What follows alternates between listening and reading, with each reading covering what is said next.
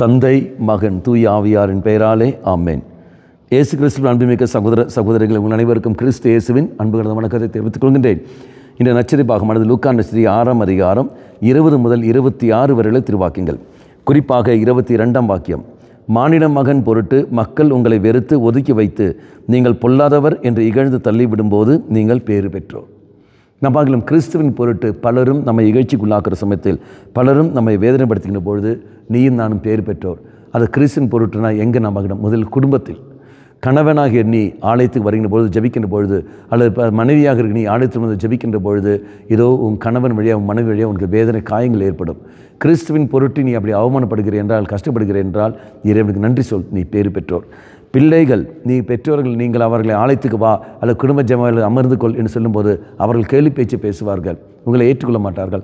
அந்த சமயத்தில் உங்களுக்கு கிடைக்கிற அந்த வேதனை, பெற்றோர் ஸ்தானத்தில் உங்களுக்கு கிடைக்கிற அந்த வேதனை, அவமானங்கள் இறைசனில் ஒப்புக்கொடு. இதான் நீ பேறு பெற்றவராக இருக்கின்றேன். அதே மாதிரி உன் குடும்பமானது ஆலயத்துக்கு வந்து கொண்டிருக்கிற சமயத்தில் மற்றவர்கள் உன்னை கேலி பேச்சு பேசுவார்கள், வேறு பிழப்பே இல்லை, வருகிற போரால் பாருன்னு சொல்வார்கள்.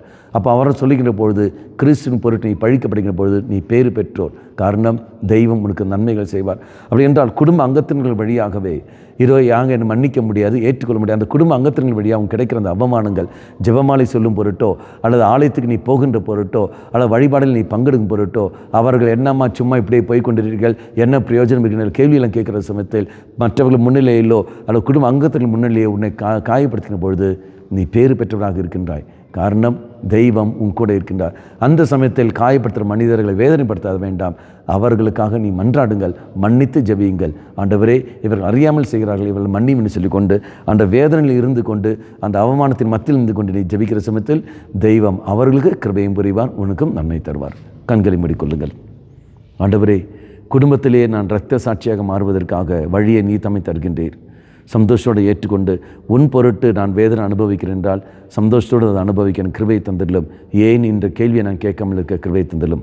அம்மா மாதாவே, தெய்வ மாதாவே, எங்கள் மாதாவே, என் அன்னையே, விசேஷமாக எங்களுக்காக பரிந்து பேசும். ஆமேன். தந்தை, மகன், தூய ஆவியாரின் பெயராலே ஆமேன்.